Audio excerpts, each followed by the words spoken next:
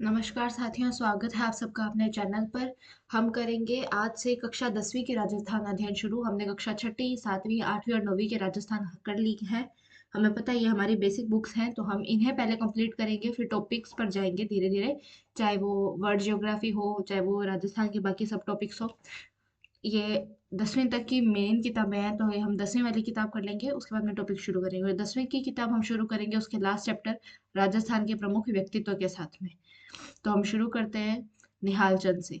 किशनगढ़ चित्रकला शैली को चरमोत्कर्ष पर पहुंचाने का श्रेय निहाल चंद को ही है। यह किशनगढ़ के शासक सावंत सिंह के दरबार में थे। किसके दरबार में थे? सावंत सिंह के दरबार में थे। सावंत सिंह एवं उनके प्रेयसी बने ठड़ी को राधा कृष्ण के रूप में चित्रित किया। किसके रूप में चित्रित किया? इन्होंने राधा कृष्ण के रूप में चित्रित किया। बनी ठड़ी का चित्र भारतीय मोनालिसा कहा जाता है। डायरेक्ट प्रश्न पूछा जाएगा कि भारतीय मोनालिसा किसे कहा जाता है, तो बने ठने चित्र को कहा जाता है। किन्होंने बनाया था? निहाल चंद ने बनाया था। किस चित्र शैली में? किशनगढ़ चित्रकला शैली के अंदर। और किसके दरबार में थे? ये शासक सावंत सिंह के दरबार में थे। नेक्स्ट है पन्ना धाय। पन्ना धाय मेवाड़ के महाराणा उदय सिंह की धायमा थी। उदय सिंह की धायमा थी ये। मेवाड़ के एक शासक थे बनवीर। उन्होंने 1535 में महाराणा विक्रमादित्य की हत्या कर दी। उनकी हत्या के बाद में उन्होंने युवराज उदय सिंह की हत्या का भी प्रयास किया, लेकिन पन्ना धाई ने अपने पुत्र चंदन को उदय सिंह की जगह लटाकर बनवीर की तलवार का शिकार होने दिया और उदय सिंह को किले से बाहर भेजकर उनके प्राण की रक्षा की। मेवाड़ के इतिहास में पन्ना धाई का त्याग एक अविस्मरणीय घटना है। नेक्स्ट है गौरीबाई। डूंगरपुर के नागर ब्राह्मण परिवार में, किसमें? नागर ब्राह्मण परिवार में जन्म हुआ था। किनका हुआ था जन्म? गौरीबाई का। डूंगरपुर के नागर ब्राह्मण परिवार में। ये थी एक कृष्ण भक्त कवियत्री, जिन्हें वागड़ की मीरा कहा जाता है। डूंगरपुर के महारावल शिव सिंह ने गौरीबाई के लिए 1829 में बाल मुकुंद मंदिर का निर्माण करवाया। तो बाल मुकुंद मंदिर है कहाँ पे? डूंगरपुर के अंदर है। किसने बनवाया है? महारावल शिव सिंह ने बनवाया है। किसके लिए बनवाया है? गौरीबाई के लिए बनवाया है। और कब बनवाया है? 1829 में बनवाया है। नेक्स्ट है दुर्गादास राठौड़। ये किसके पुत्र थे? ये वीर शिरोमणि दुर्गादास जो थे वो महाराजा जसवंत सिंह के मंत्री थे आसकरण। उनके पुत्र थे दुर्गादास राठौड़। इनका जन्म हुआ था 13 अगस्त 1638 को मारवाड़ के सालवा गांव में हुआ था।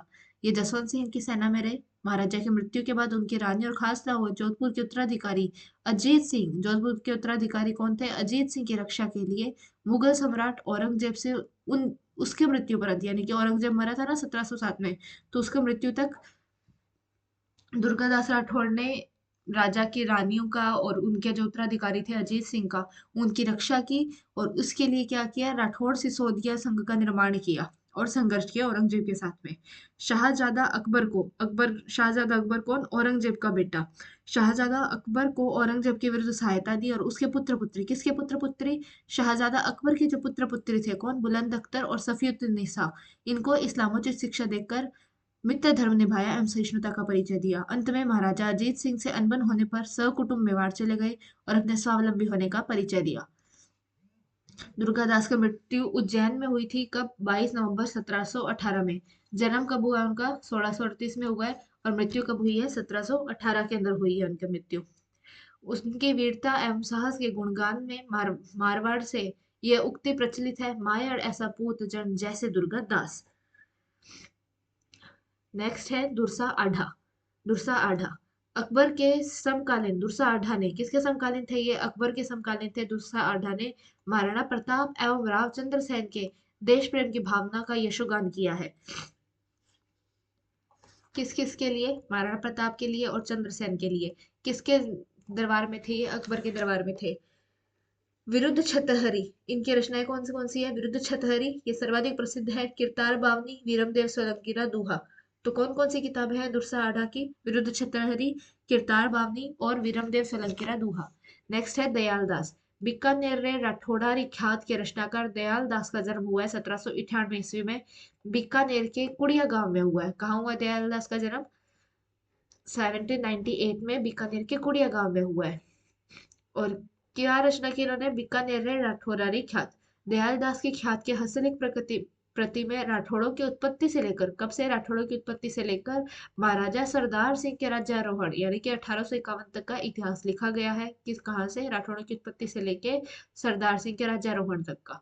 इस ख्यात यह ख्यात बीकानेर राजवंश का विस्तृत विवरण जानने, मुगल मराठों के राठौड़ों से संबंध जानने, फरमान निशान आदि के राजस्थानी में अनुवाद तथा बीकानेर के प्रशासनिक व्यवस्था को समझने के लिए महत्वपूर्ण है।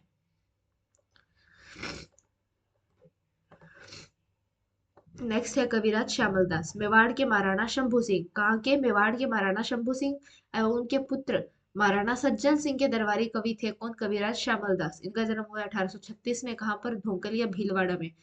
किसके दरबारी कवि थे ये? महाराणा शंभू सिंह और उनके पुत्र महाराणा सज्जन सिंह के दरबारी कवि थे। जन्म हुआ इनका ढोकल या भीलवाड़ा में 1836 में। मेवाड़ महाराणा शंभू सिंह के आदेश पर इन्होंने मेवाड़ राज्य का इतिहास लिखना शुरू किया, जो वीर विनोद नामक ग्रंथ में संकलित है। ब्रिटिश भारत सरकार ने इनको केसर ए हिंद हिंद की उपाधि दी। किसे मिली है केसर ए हिंद की उपाधि? कविराज श्यामल दास को। और किसने दी है? ब्रिटिश भारत ने दी है इन्हें। तथा महाराणा मेवाड़ ने इनको कवि राजा की उपाधि दी। कवि राजा की उपाधि इनको किन्होंने दी है? म- महाराणा मेवाड़ ने दी है। नेक्स्ट है गौरी शंकर हीराचंद ओझा। राजस्थान के इतिहासकार और पुरातत्ववेत्ता गौरी शंकर हीराचंद ओझा का जन्म 1863 में रोहिड़ा सिरोही में हुआ था। कहाँ हुआ इनका जन्म? 1863 में रोहिड़ा सिरोही में हुआ है जन्म। प्राचीन लिपि का अच्छा ज्ञान होने के कारण इन्होंने भारतीय प्राचीन लिपिमाला नामक ग्रंथ की रचना की। अंग्रेजों ने इन्हें महामहोपाध्याय और राय बहादुर की उपाधि दी। तो ये महामहोपाध्याय की उपाधि किसे मिली है और राय बहादुर की उपाधि किसे मिली है? गौरीशंकर हीराचंद ओझा को मिली है।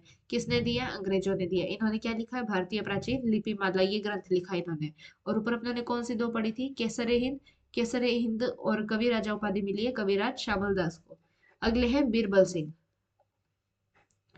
बीरबल सिंह गंगानगर जिले के रायसिंह नगर में जन्मे बीरबल सिंह बीकानेर प्रजा परिषद के सदस्य थे। किसके? बीकानेर प्रजा परिषद के सदस्य थे।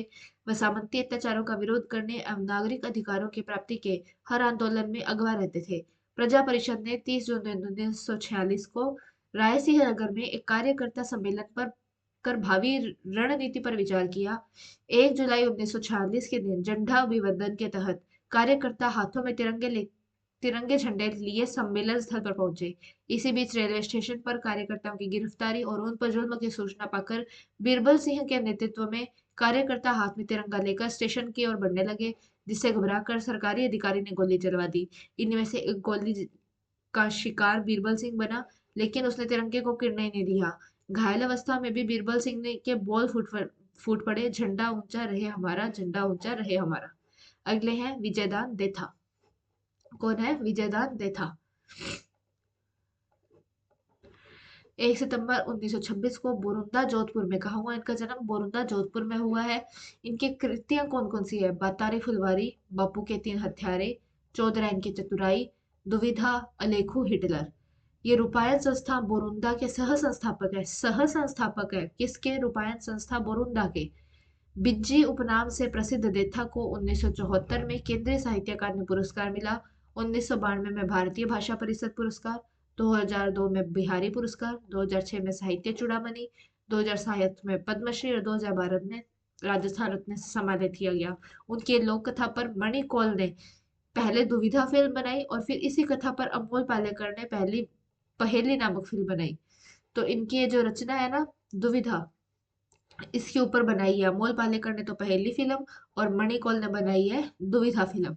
ठीक है, अब इनकी रचनाएं कौन कौन सी है? बातारी फुलवारी ये एक लोक कथा थी, बापू के 3 हत्यारे ये आलोचना थी, चौधराइन की चतुराई ये लघु कहानी संग्रह थी, दुविधा और अलेखो हिटलर भी इनकी रचनाएं हैं। कि इसके संस्थापक है ये रूपायन संस्था के संस्थापक है। और कहाँ पर है ये? बोरुंदा के अंदर है।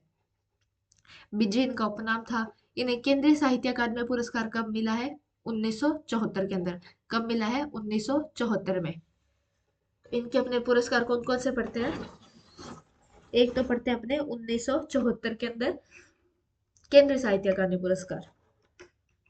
1992 के अंदर अपने इनका पढ़ते हैं कौन सा पुरस्कार? भारतीय भाषा परिषद का। 2002 में है इनका बिहारी पुरस्कार। 2006 में है इनका साहित्य चूड़ामणि पुरस्कार। 2007 के अंदर है पद्मश्री। 2012 के अंदर है इनका कौन सा? राजस्थान रत्न से सम्मान। राजस्थान रत्न 2012 में मिले थे, उसके बाद में मिला नहीं है। तो अपने कौन कौन से पढ़ते हैं? 1974, 1992, 2002, 2006, 2007 और 2012। 2007 के अंदर इन्हें मिला है पद्मश्री, 2012 में मिला इन्हें राजस्थान रत्न, 2006 के अंदर इन्हें मिला साहित्य चूड़ामणि, 2002 में बिहारी, 1992 में भारतीय भाषा परिषद और 1974 में केंद्र साहित्य अकादमी पुरस्कार मिला है। ठीक है, आगे पढ़ते हैं हम कन्हैया लाल सेठिया। क्या? कन्हैया लाल सेठिया। लोकप्रिय गीत है इनका कौन सा, धरती धोरारी। और अमर लोकप्रिय गीत है पाथड़ और पिथड़, ये इसके रचयिता है। और इनका जन्म हुआ है 1919 के अंदर, 11 सितंबर 1919 को हुआ है। कहाँ पर, राजस्थान के सुजानगढ़ चूरू में इनका जन्म हुआ है। किनका, कन्हैयालाल सेठिया का। नेक्स्ट है अल्लाह जिलाबाई। कौन, अल्लाह जिलाबाई। केसरिया बालम आओ नी पधारो म्हारे देश, ये गीत है जो हम जनरली सुनते हैं। ये मांड गायिका अल्लाह जिलाबाई ने गाया था इस तरीके से कि ये फेमस हो गया। मांड गायिका अल्लाह जिलाबाई के गंठों से निकलकर अमर हो गया। इनका जन्म 1 फरवरी 1902 को बीकानेर में हुआ। अल्लाह जिलाबाई किस जिले से संबंधित है, बीकानेर से। जन्म कब हुआ है, 1902 में। मांड गायक में विशिष्ट योगदान के लिए सन 1982 में इन्हें पद्मश्री से सम्मानित किया गया। और 1983 में रॉयल अल्बर्ट हॉल में बीबीसी लंदन द्वारा कोर्ट सिंगर का अवार्ड मिला गया। क्या हुआ है यहाँ पर, ये बताया गया कि अल्लाह जिल्लाबाई ने गाया है गाना इतना ब्यूटीफुली, केसरिया बालम आओ रे पधारो हमारे देश, कि मांड गायिका के लिए फेमस हो गए। 1982 में इन्हें मिल गया पद्मश्री। और 1983 में नेक्स्ट ईयर इन्हें रॉयल अल्बर्ट हॉल जो है बीबीसी जो लंदन है उनके द्वारा इन्हें कोर्ट सिंगर का अवार्ड दे दिया गया है। नेक्स्ट है गौरी देवी। मांड गायन शैली को देश विदेश में ख्याति दिलाने वाली लोक गायिका गौरी देवी का जन्म 1920 में जोधपुर में हुआ है। ऊपर मांड गायिका कौन सी है, ये अल्लाह जिल्लाबाई कहाँ से संबंधित है, वो बीकानेर से है। और गौरी देवी जो आई है इनका, ये कहाँ से संबंधित है, जोधपुर से है। संगीत इन्हें विरासत में मिला। इनके माता पिता दोनों बीकानेर दरबार की संगीत प्रतिभाएं थी। मास्को में आयोजित भारत महोत्सव में गौरी देवी ने मांड गायिकी से श्रोताओं को सम्मोहित कर प्रदेश का नाम रोशन किया। मास्को में किसने गाया, गौरी देवी ने। कंपनी हवलदार मेजर पीरो सिंह, कक्षा 9वीं के अंदर लास्ट चैप्टर में हमने पढ़ा था इनके बारे में कि मेजर पीरो सिंह को पहला पुरस्कार मिला था। कौन सा पुरस्कार मिला था, परमवीर चक्र। 20 मई 1918 को रामपुरा बेरी झुंझुनू में जन्मे मेजर पीरू सिंह 1936 में 6 बटालियन राजपूताना राइफल्स में भर्ती हुए। 18 जुलाई 1948 को 6 राजपूताना राइफल्स के सीएचएम पीरू सिंह को जम्मू कश्मीर के तिथवाल में शत्रुओं द्वारा अधिकृत एक पहाड़ी पर आक्रमण कर उस पर कब्जा करने का काम सौंपा गया। अंतिम सांस लेने से पहले उन्होंने दुश्मन के ठिकानों को नष्ट कर दिया। इन्हें मरणोपरांत परमवीर चक्र से सम्मानित किया गया। किससे, मरणोपरांत परमवीर चक्र से। परमवीर चक्र से सम्मानित होने वाले ये पहले राजस्थानी थे। अगले हैं मेजर शैतान सिंह। ये भी हमने कक्षा 9वीं के लास्ट चैप्टर में पढ़ा था। इनमें सेकंड राजस्थान के सेकंड व्यक्ति थे जिन्हें मरणोपरांत परमवीर चक्र मिला था। और इन्हें किस नाम से जाना जाता है, बाणासुर के शहीद नाम से जाना जाता है। जन्म हुआ था इनका 1 सितंबर 1924 को जोधपुर जिले के फलोदी तहसील के बाणासुर गांव में इनका जन्म हुआ था। 17 नवंबर 1962 को जब चीन ने लद्दाख क्षेत्र के चुशुल चौकी पर आक्रमण किया, उस समय इस चौकी की रक्षा की जिम्मेदारी मेजर शैतान सिंह की चार्ली कंपनी पर थी। अपने 120 साथियों के साथ उन्होंने चीनी सेना को 2 बार पीछे हटने पर मजबूर कर दिया। जब उनके पास केवल 2 सैनिक शेष रह गए और वे स्वयं भी बुरी तरह घायल हो गए, तो उन्होंने दोनों सैनिकों को पीछे चौकी पर सूचना देने के लिए भेज दिया और स्वयं अकेली गोलीबारी करते रहे। 38 वर्षीय आयु में 18 नवंबर 1962 को मातृभूमि के इस लाडले ने शत्रु से लड़ते हुए अपने प्राणों की कुर्बानी दी।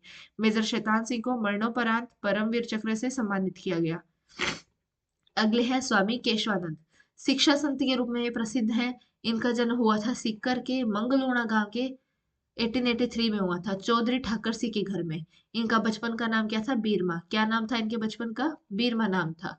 गांधी जी से प्रभावित थे ये। इन्होंने प्रभावित होकर 1921 से 31 तक स्वाधीनता आंदोलन में भाग लिया और जेल यात्रा की। केशव ने 1932 में संगरिया में जाट विद्यालय का संचालन संभाला। कब, 1932 में संगरिया में। उससे मिडिल स्तर से महाविद्यालय तक पहुंचाया, जिसमें कला, कृषि विज्ञान महाविद्यालय के अतिरिक्त शिक्षक प्रशिक्षण महाविद्यालय, संग्रहालय और ग्रामोत्थान विद्यापीठ बनाया। इन्होंने 1944 से 1956 तक बीकानेर के रेगिस्तानी गांवों में लगभग 300 पाठशालाएं खुलवाई तथा अनेक स्थानों पर चलते फिरते वाचनालय और पुस्तकालय स्थापित किए। क्या नाम था इनका बचपन का, बीरमा नाम था। अगले हैं पंडित झाबरमल शर्मा। इनका प्रश्न डायरेक्ट आता है, पत्रकारिता का भीष्म पितामह किसे कहा जाता है, पंडित झाबरमल शर्मा को कहा जाता है। जन्म कहाँ हुआ इनका, जसरापुर में 1880 में हुआ है। 1905 में दुर्गा प्रसाद मिश्र ने झाबरमल को हिंदी पत्रकारिता और संपादन की शिक्षा दी। इन्होंने अनेक पुस्तकों का संपादन किया, जिसमें था सीकर का इतिहास, खेतड़ी का इतिहास, खेतड़ी नरेश और विवेकानंद, आदर्श नरेश, श्री अरविंद चरित, हिंदी गीता रहस्यसार, आत्मविज्ञान शिक्षा, तिलक गाथा, भारतीय गोधन। कौन कौन सी है रचनाएं, सीकर का इतिहास, खेतड़ी का इतिहास, खेतड़ी नरेश और विवेकानंद, आदर्श नरेश, अरविंद चरित, हिंदी गीता, रहस्यसार, आत्मविज्ञान शिक्षा, तिलक गाथा और भारतीय गोधन, ये इनके प्रमुख पुस्तक हैं जिनका इन्होंने संपादन किया था। अगले हैं आचार्य तुलसी। कौन है आचार्य तुलसी? अणुव्रत आंदोलन के सूत्रधार। कौन थे अणुव्रत आंदोलन के सूत्रधार? आचार्य तुलसी थे। इनका जन्म हुआ था 20 अक्टूबर 1914 को नागौर के लाडुणु कस्बे में। 22 वर्ष की आयु में वे तेरापंथ संघ के नवे आचार्य बन गए। तेरापंथ संघ के कौन से आचार्य थे? ये नवे आचार्य थे।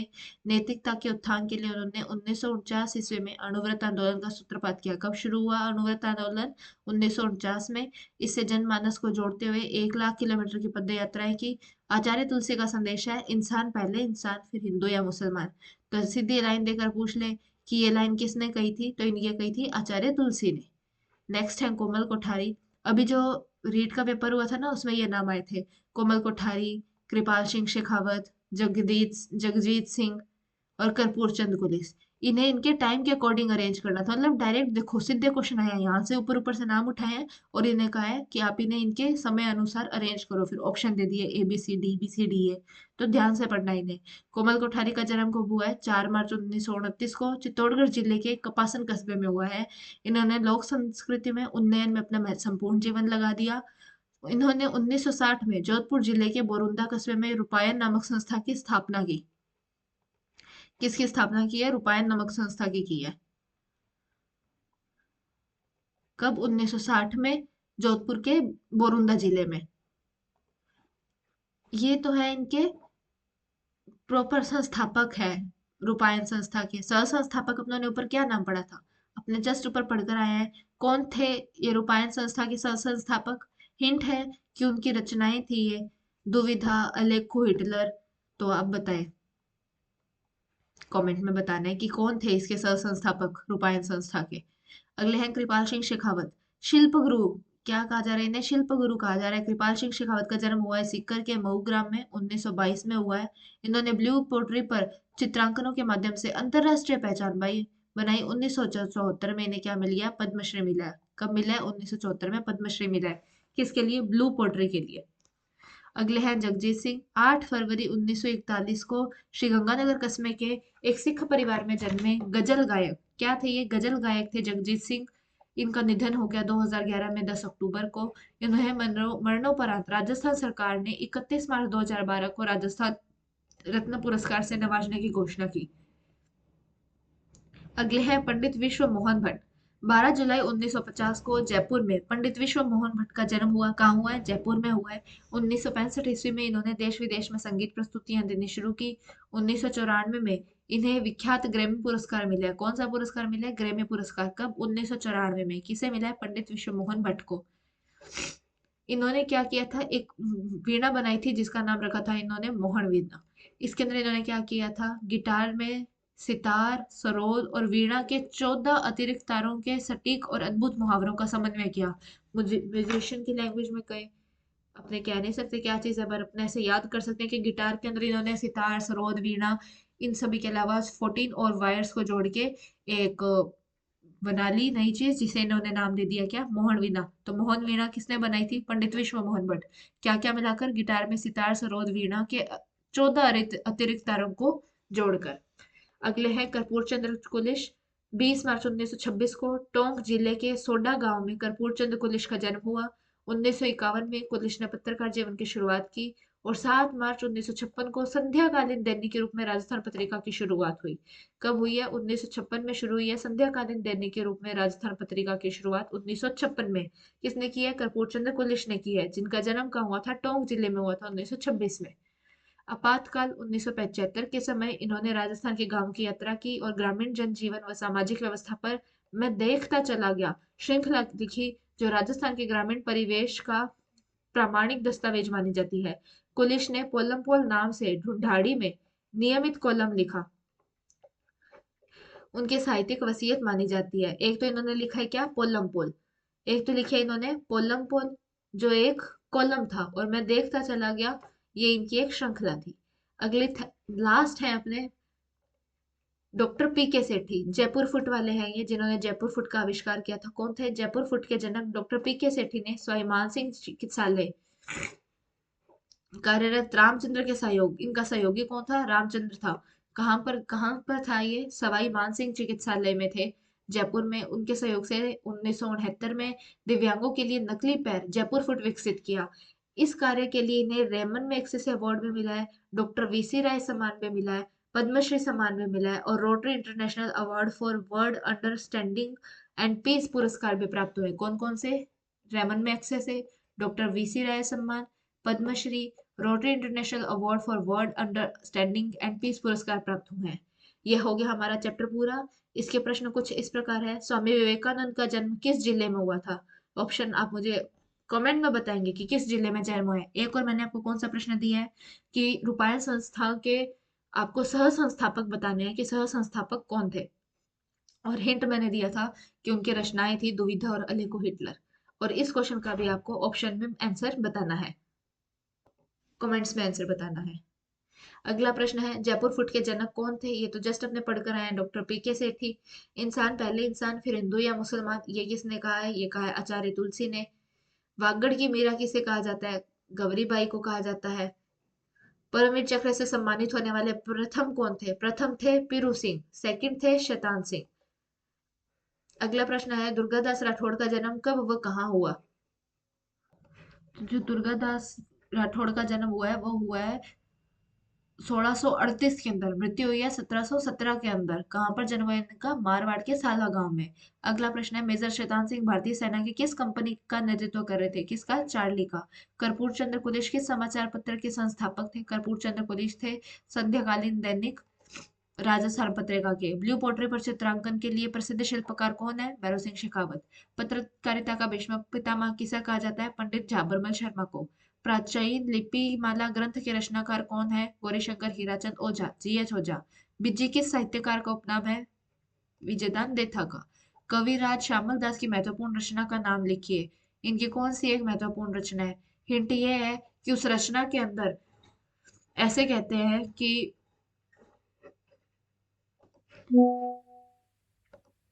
कविराज श्यामल दास की महत्वपूर्ण रचना का नाम लिखिए। इसका हिंट मैं बता रही थी कि इस रचना के अंदर कुंभा के लिए लिखा गया है कि एक कला, कलम और कटार के धनी थे। धरती धोरारी गीत के रचयिता कौन थे? कौन थे धरती धोरारी गीत के रचयिता?